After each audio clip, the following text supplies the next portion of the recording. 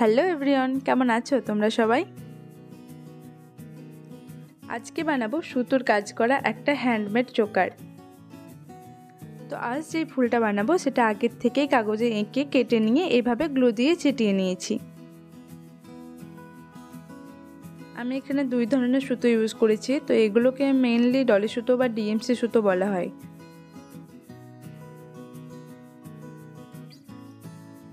এই সুতোগুলোতে কিন্তু মেনলি 6 তারের সুতো থাকে, তো আমি এখানে হাফ করে নিয়েছি সুতোটাকে, মানে 3টি সুতো নিয়ে সেটাকে আমি শুয়ে পরিয়ে নিয়েছি।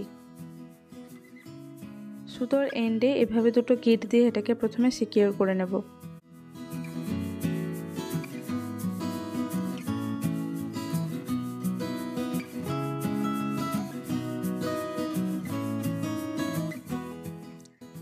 এই ফুলটার মিডিলে যে গোল মতো অংশটা দেখছো, এটাতে আমি রোজ করব, ওই জন্য আমি এখানে 5টা সুতো সমান সমান গ্যাপ দিয়ে তুলে নিয়েছি।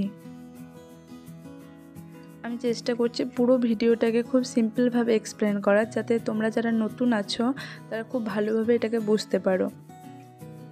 এখানে কিন্তু সব সুতোগুলো আমি এই গোলটার পরিধি বরাবর তুলে নিয়ে মিডল পয়েন্ট দিয়ে বার করে দিচ্ছি। দেন মিডল পয়েন্ট থেকে একটু দূরে সুইটাকে তুলে নিলাম। তারপর একটা দড়ি বাদ দিয়ে একটার মধ্যে দিয়ে এইভাবে নিয়ে যাব। একটা বাদ দিলাম, তারপর আরেকটার মধ্যে দিয়ে এইভাবে জাস্ট সুইটাকে পার করে নিচ্ছি। এইভাবে প্রতিবারই কিন্তু একটা করে গ্যাপ দিয়ে পুরো রাউন্ডটাকে আমি কমপ্লিট করে নেব। তোমাদের যদি আমার ভিডিওগুলো ভালো লাগে তাহলে অবশ্যই চ্যানেলটিকে সাবস্ক্রাইব করে রেখো, আর পরবর্তী তোমরা কী ধরনের ভিডিও দেখতে চাও সেটা অবশ্যই কমেন্ট করে জানিও, আর একটা ছোট্ট লাইক করে দিও। ফুলটা পুরোটা কমপ্লিট হয়ে গেছে, তো আমি এটাকে এবার পিছন দিকে নিয়ে গিয়ে জাস্ট গিট দিয়ে কেটে নেব।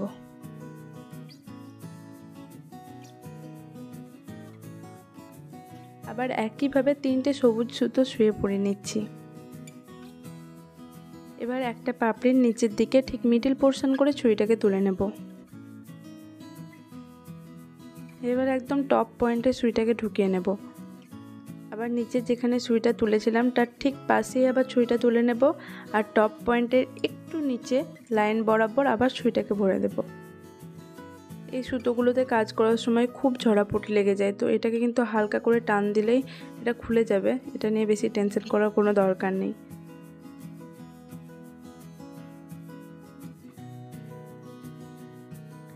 এভাবেই কিন্তু পাপড়িগুলোকে কমপ্লিট করে নেব।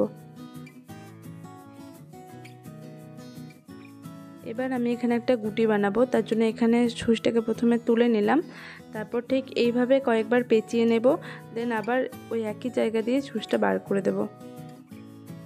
তো এখানে কিন্তু আমার চোকারের জন্য বেসটা রেডি হয়ে গেছে। একইভাবে দুটো বেস বানিয়ে নেব কানেরের জন্য। তো আমি যেহেতু এখানে প্রথমে পেপার পেস্টিং করেছিলাম, তো সাইডে সাইডে একটু পেপার অবশ্যই আছে, তো এগুলোকে কিন্তু খুব ভালোভাবে ফিনিশিং করে এই পেপারগুলোকে তুলে নিতে হবে। এবারে ফুলগুলোকে সাইজ মতো গোল গোল করে কেটে নিচ্ছি। এবারে 3টে কার্ডবোর্ডে জাস্ট হালকা করে গ্লু দিয়ে একটু স্প্রেড করে এগুলোকে সিকিউর করে নেব। দেন সাইডগুলো মোড়ার সময় এভাবে একটু করে কেটে নেব, তাহলে কিন্তু ফিনিশিংটা খুব সুন্দর হবে।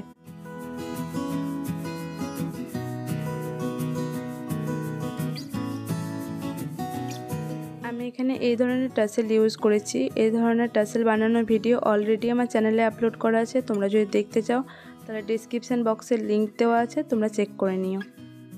টাসেলটাকে একদম সমান করে নিয়ে গ্লু দিয়ে এভাবে আটকে নিলাম, তারপর উপর থেকে একটা ফেব্রিক দিয়ে এটাকে সিকিউর করে নেব।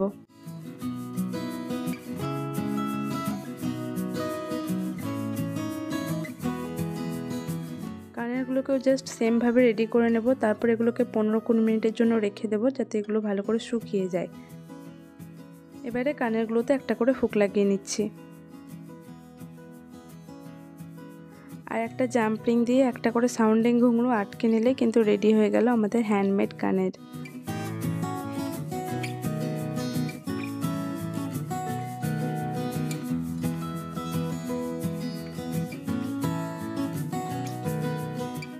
এবারে আসি চোকারটাতে। তো এখানে কিন্তু আমি দুই সাইডে দুটো করে কটন বল লাগিয়ে নিয়েছি।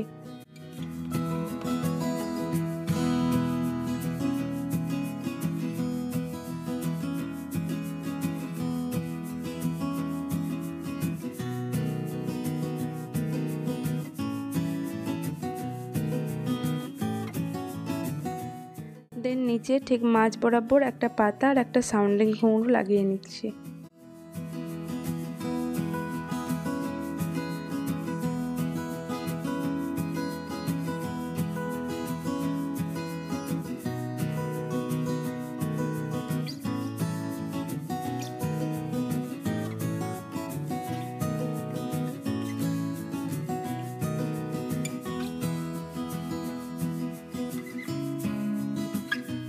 টাসেলের দুই সাইডে আমি দুটো করে গিট দিয়ে কটন বলগুলোকে সিকিউর করে নিচ্ছি।